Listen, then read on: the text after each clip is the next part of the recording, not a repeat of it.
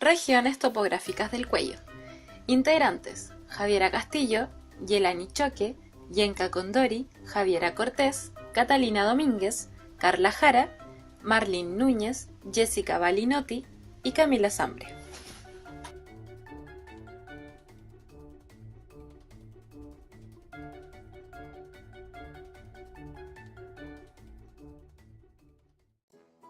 El límite superior del cuello puede ser considerado como una línea que pasa por las siguientes estructuras: borde inferior de la mandíbula hasta la apófisis mastoides.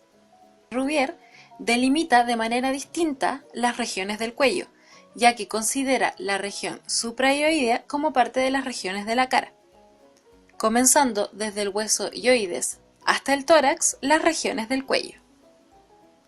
Los límites, según Rouvier, son: antero superior, el hueso yoides; en la parte antero inferior, la escotadura yugular del esternón y las clavículas; postero superior, línea nucal superior; postero inferiormente, la extremidad acromial de la clavícula hasta la apófisis espinosa de la séptima vértebra cervical.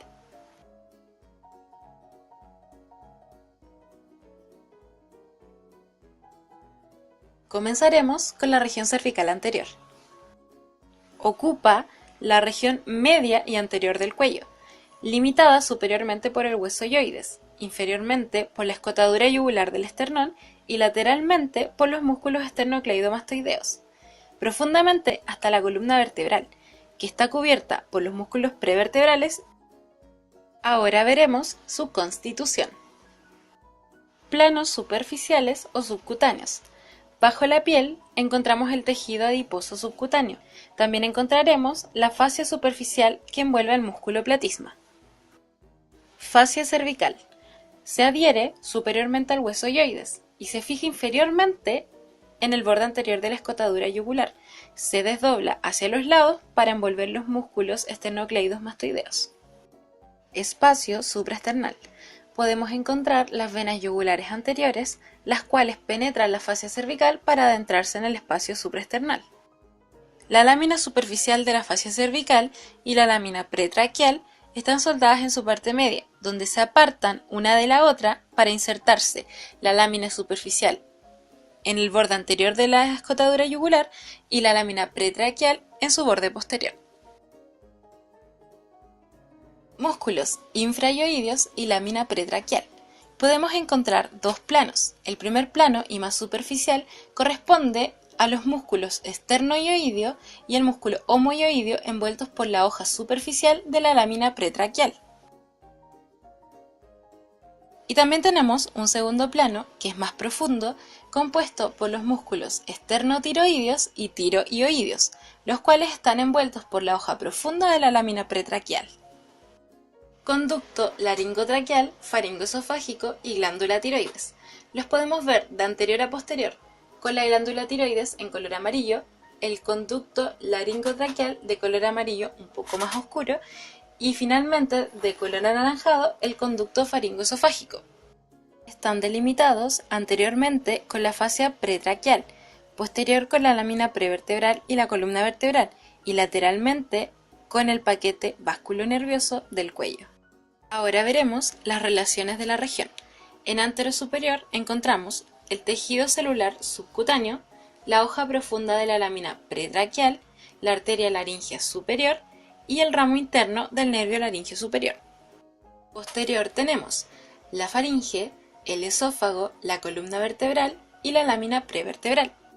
En corte sagital podemos apreciar de color naranjo la lámina prevertebral y de color amarillo la columna vertebral. Hacia el lateral podemos observar la laringe y la glándula tiroides, la hoja profunda de la lámina pretraquial, la vaina visceral, el nervio laringeo recurrente y nódulos linfáticos. Podemos ver la laringe evidenciada por las cuerdas vocales que estaba oculta bajo la tiroides. Región esternocleidomastoidea. Se sitúa en la parte anterolateral del cuello. Tiene forma cuadrilátera y se relaciona por anterior con las regiones parotidia y cervical anterior y por posterior con la región cervical lateral. Esta se extiende hasta la lámina prevertebral y los músculos prevertebrales. Sus límites son: Por anterior, el borde del músculo esternocleidomastoideo. Por inferior, parte del esternón y la clavícula. Por superior, la apófisis mastoides del hueso temporal. Y por posterior, el borde posterior del músculo esternocleidomastoideo. En su constitución podemos encontrar al plano superficial. Debajo de la piel está una capa de tejido celular subcutáneo, donde inferiormente y desde superficial a profundo podemos encontrar un panículo adiposo y la fascia superficial que envuelve el músculo platisma. Bajo el músculo platisma encontramos una lámina de tejido celular laxo subcutáneo que contiene la vena yugular externa y ramificaciones del plexo cervical como lo es el nervio occipital menor.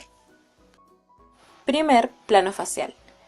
Luego de encontrarnos con la lámina superficial de la fascia cervical que envuelve al músculo esternocleidomastoideo, auricular mayor y transverso del cuello que rodean el borde posterior del músculo esternocleidomastoideo, se volverán superficiales. Capa célulo-adiposa y plano muscular. Profundamente encontramos una capa célulo-adiposa y de nódulos linfáticos. Esta capa está dividida en la parte inferior por un plano musculofacial formado por los músculos infrayoideos y la lámina pretraquial de la fascia cervical. En la parte inferior de la región, la capa célulo-adiposa y de nódulos linfáticos. Ahora veremos los nódulos linfáticos. En la cadena yugular interna podemos apreciar un nódulo voluminoso, que es el nódulo yuguloedigástrico.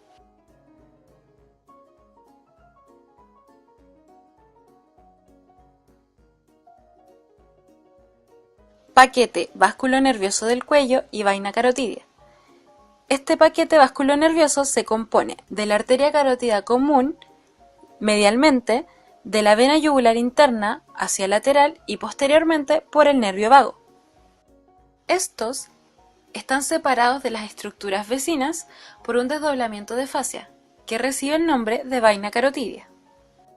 El ramo ascendente del nervio hipogloso desciende anteriormente al paquete vasculonervioso, en un desdoblamiento de la vaina carotidia, a la altura del ángulo de adosamiento de la vena yugular interna y de la arteria carótida común. Vasos subclavios. Lo constituyen la arteria subclavia y la vena subclavia, y entre estas descienden tres nervios, ordenados de lateral a medial, corresponden a el nervio frénico, el asa subclavia y el nervio vago. Ahora vamos a hablar de la región cervical lateral, situada en las partes laterales del cuello. Anterior se encuentra el borde posterior del músculo esternocleidomastoideo, posterior el borde anterior del músculo trapecio e inferior la clavícula. Constitución. En el plano superficial, bajo la piel encontraremos el tejido celular subcutáneo, luego el músculo trapecio atravesado por los nervios supraclaviculares del plexo cervical, además la vena yugular externa que perfora el tejido celular subcutáneo. Lámina superficial de la fascia cervical se fija en el borde de la clavícula continuándose hacia anterior con la vaina del esternocleidomastoideo y posterior el músculo trapecio. Lámina pretraquial de la fascia cervical, limitada por superior por el vientre superior del músculo omoioideo, por inferior la clavícula y medialmente el músculo esternocleidomastoideo. Capa célula adiposa y nódulos linfáticos subfaciales.